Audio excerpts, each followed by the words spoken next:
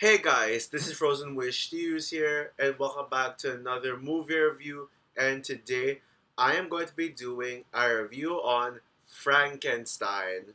So, Frankenstein is the latest adaptation of the classic Mary Shelley novel Frankenstein, and it is directed by Guillermo del Toro. If you don't know who this guy is, where have you been?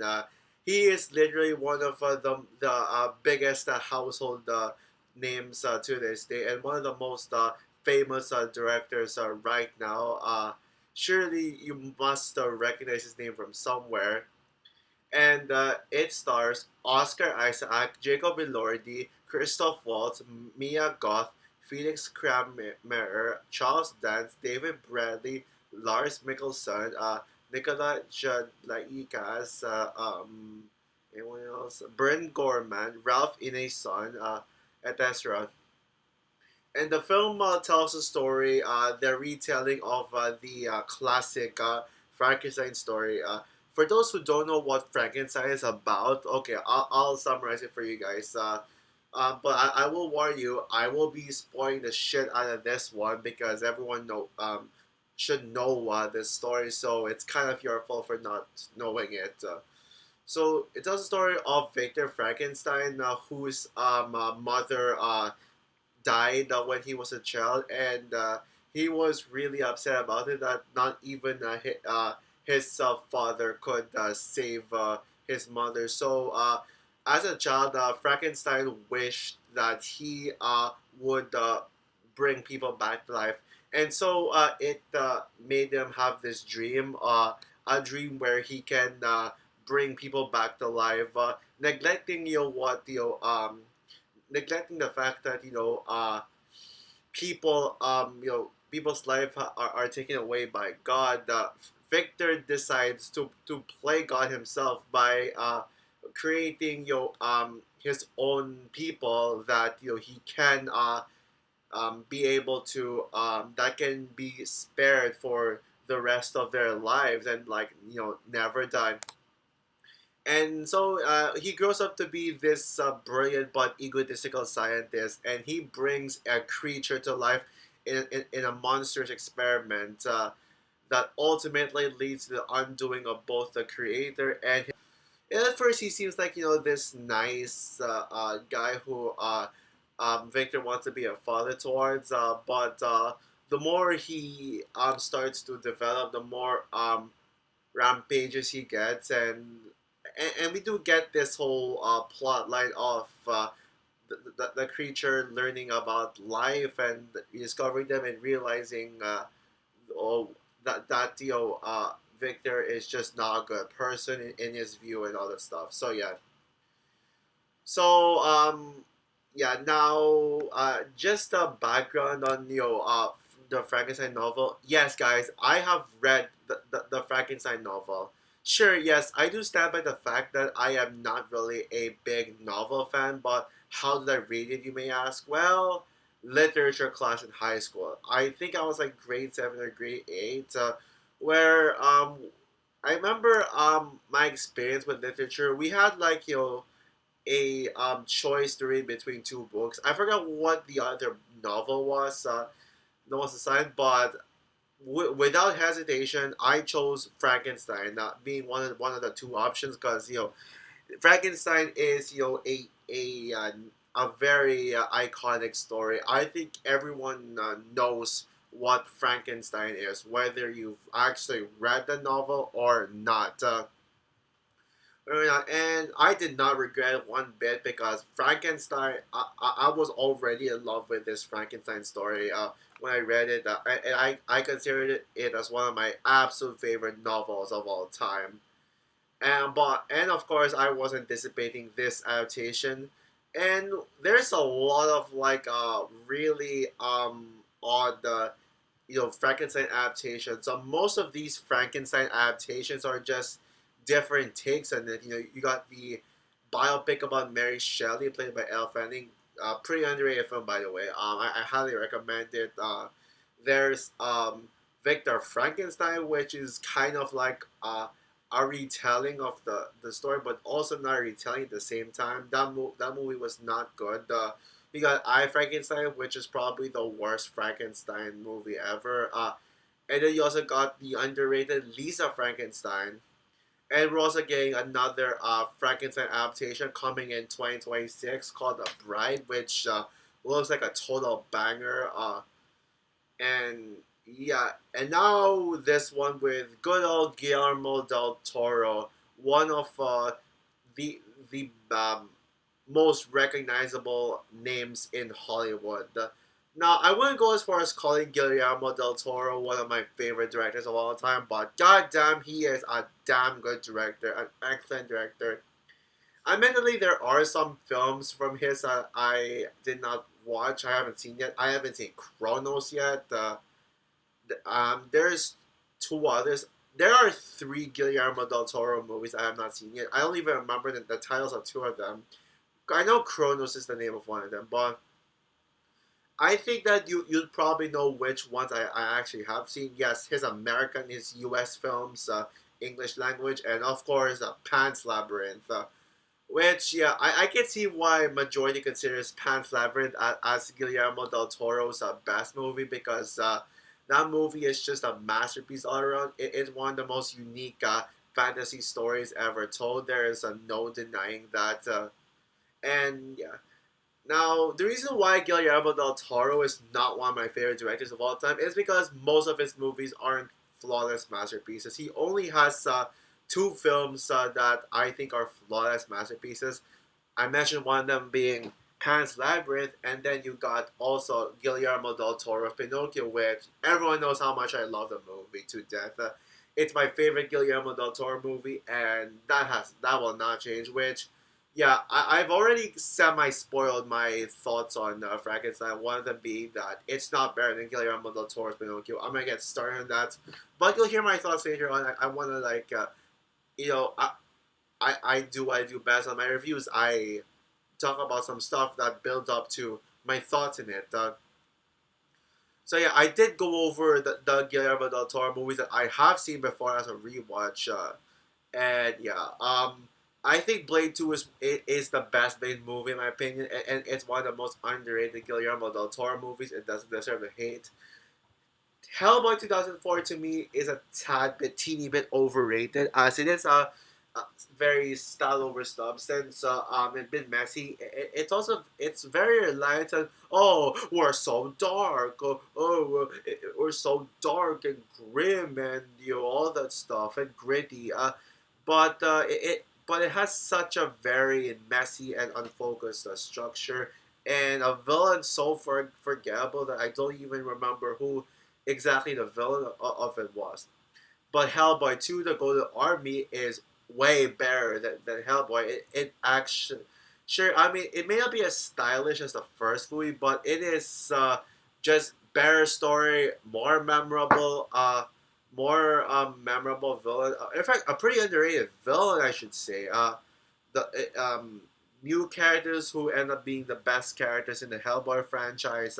More character development for Hellboy, and and also it's a movie that Thor: The Dark World apparently copied, which now I hate the Thor: Dark World even more. Nowadays, Thor: The Dark World is my least favorite MCU movie. I genuinely don't understand why people all of a sudden have an appreciation for Thor: Dark World. Besides, Multiverse Saga bad. At least the Thor: Dark World is in the Infinity Saga. What else? Oh yeah, you also got Pacific Rim, which, fun fact guys, Pacific Rim is the one Guillermo del Toro movie that I watched in cinemas. And it's actually the only Guillermo del Toro movie that I watched in cinemas. And that movie kicks ass. Yes, it is the least smart and least well-made Guillermo del Toro movie on a genre standpoint because it does play out as just dumb, mindless monster action, but it still has its substance, a decent story, and characters who you care about. And yeah, and it's just one of the best uh, big monster action movies in general. And then you got Crimson Peak, the one Guillermo del Toro movie that I don't like that much, and I think that it is easily, I mean, by far the weakest Guillermo del Toro movie. And then you have, and then you have The Shape of Water, Guillermo del Toro's Best Picture winner. I think it is one of the weakest Best Picture winners I've ever seen, and easily the weakest one of the 20th decade. And I don't know how it won Best Picture over in back in the Oscars 2018 when there are bare choices, like uh, Dunkirk, which to me Dunkirk is my favorite of the Best Picture nominee lineup, and it's the movie that should have won Best Picture, as Dunkirk is my favorite war movie of all time. You also got films like Get Out, Three Billboards, Three Billboards, uh, it's that. Oh yeah, Phantom Thread, which I could also see Phantom Thread being another movie that could have won Best Picture. I also would have been happy with Three Billboards winning, but really, Shape of Water, like I don't even see how the movie is Best Picture worthy. Like even on its own, it's not a Best Picture worthy movie. It has a lot of flaws, but like how unfocused it is, but it's still a good movie, very well made. And then you got the Guillermo del Toro movies in the 2020s decade. The Nightmare Alley is a film that I actually used to like a lot more when it first came out, but while I do like it slightly less now, up to the point where I would consider it as one of the weaker Guillermo del Toro movies, I still really dug the hell out of it, and I love how unique the concept is and how how it fits so well into Guillermo del Toro's style. It's just the second half kind of slows it down. It's the slowest paced Guillermo del Toro movie, and also one that did not need to be too long. And then of course you got I already talked about Guillermo del Toro's Pinocchio being his best film, and now let's get into my thoughts on Guillermo del Toro's Pinocchio. Sorry, Frankenstein. A movie that okay, well I'm gonna go over the reviews quickly. This movie got mixed to underwhelming reviews at the Telluride Film Festival where it first premiered, and that kind of scared me for a bit that this was not going to live up to the hype. But but thankfully I got more confident as the more the reviews came in, because the reviews are really good. Like there's such this movie actually received praise, and I am happy to say I am on board that praise train. Seriously, what the actual fuck are the Telluride viewers? What were they smoking? This movie was a total banger. Yeah, could Guillermo del Toro be at his best yet? This to me is the first time that he, in my opinion, has made two masterpieces in a row. First with his Pinocchio movie, and now this. Yeah, because usually when it comes to Guillermo del Toro's previous movies, when he makes a masterpiece, he'd follow it up with one of his weaker movies. But now he's two for two with his two latest films. Del Toro has done it again with Frankenstein, which might be the best live action Netflix movie of all freaking time. Guillermo del Toro's Frankenstein is the best and most faithful adaptation to the classic story yet. And like what I shared earlier, this is coming from someone who's actually read the classic novel in my high school for literature. You can feel the love that Del Toro had for the original source material, and he considered this as one of his passion projects. And you can definitely tell because what he delivered is his biggest and most ambitious project yet.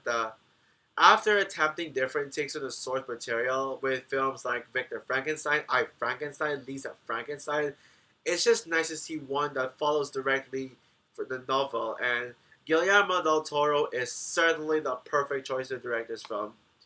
This is his most visually stunning film since Pan's Labyrinth, with the grandeur scale, the grand cinematography, especially the final shot. Oh, beautiful!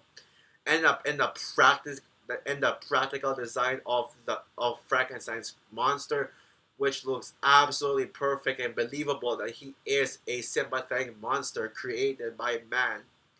The themes and messages of the source material are all present in the film. The themes of messages and desire, no, sorry, the themes of obsession and desire and the messages to not play God, and that actions have consequences. And one of the things that people criticize about the movie is that it is a very slow paced film, and takes a while to get going. Plus the fact that it's quote unquote too long, given how the runtime of this movie is 2 hours and 30 minutes. But thankfully, that was not an issue for me at all. I get it, but I also get why this movie is paced like that. Like that. The 2.5 hour runtime absolutely flew by.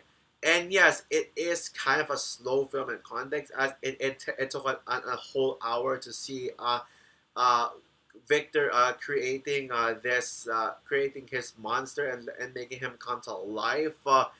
The film never dragged at all, as Victor's storyline and the build up to the monster creation had me locked in from start to finish. And it made sense to take its time, as we um, understand why exactly Victor wanted to create a human being. And as just like what I mentioned in the plot synopsis, Victor's mother died, and so Victor is just trying to deal with grief, trying to move on from his mother's death, but cannot. So he questions why exactly people die, and wishes that he lived in a world where people never died. And so his way of coping with his mother's death is just creating his own image of man, where man cannot die, and that man can live forever. And I love how the film showcases Victor's downfall as a person, from a brilliant scientist to just letting his own ego just get the best of him, and just turn into a villain, like the real monster at the end. The film does such a good job of making viewers hate Victor and sympathize with the creature. And speaking of which, I also love how the film shifts perspective from Victor to the creature, which showcases the second half of the film. When the focus shifts to the creature, it showcases him learning about life after escaping the mansion.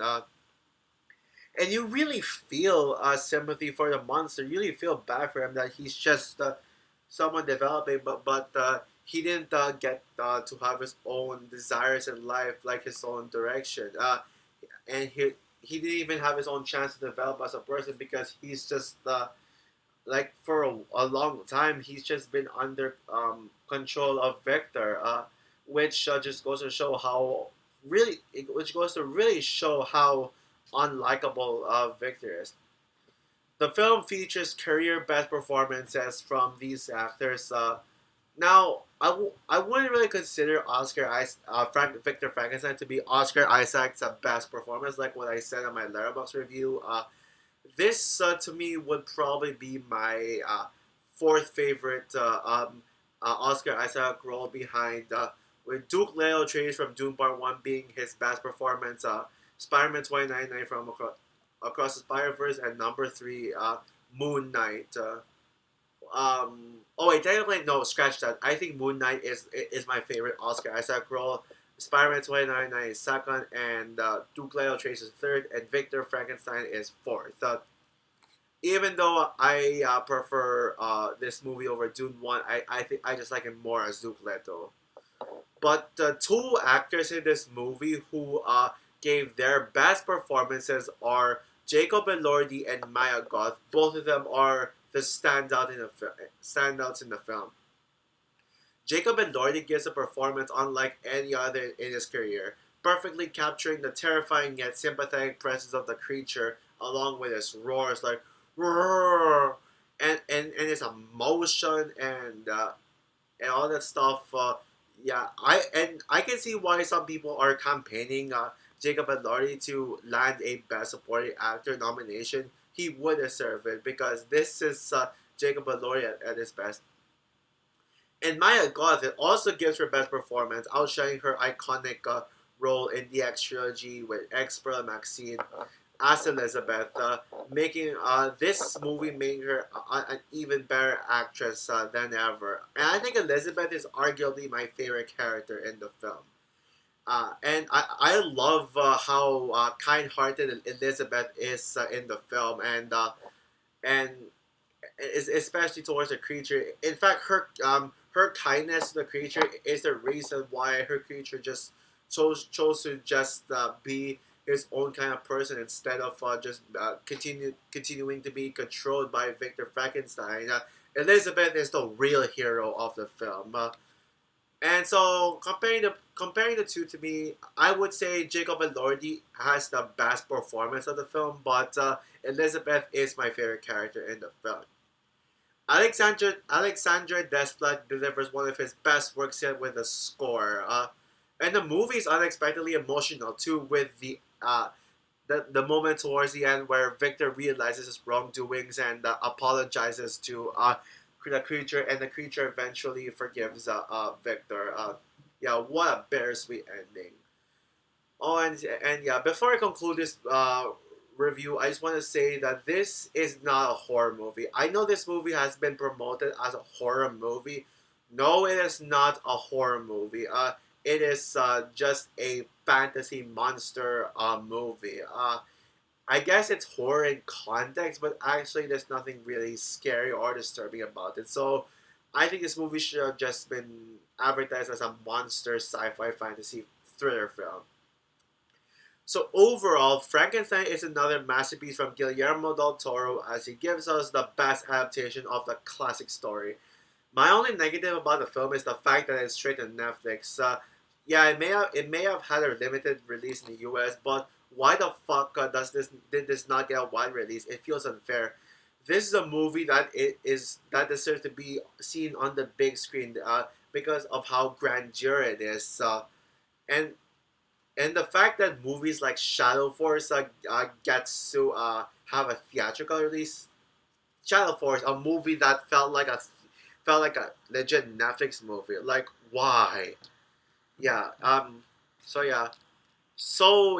This movie is just too good to be a straight to Netflix movie. It's easily the best live action Netflix movie ever. It's my third favorite Netflix movie of all time, behind K-pop Demon Hunters and Guillermo del Toro's Pinocchio. And it is also my third favorite Guillermo del Toro movie behind Pinocchio and Pan's Labyrinth. Yeah, this is a movie I highly recommend everyone to check out on Netflix.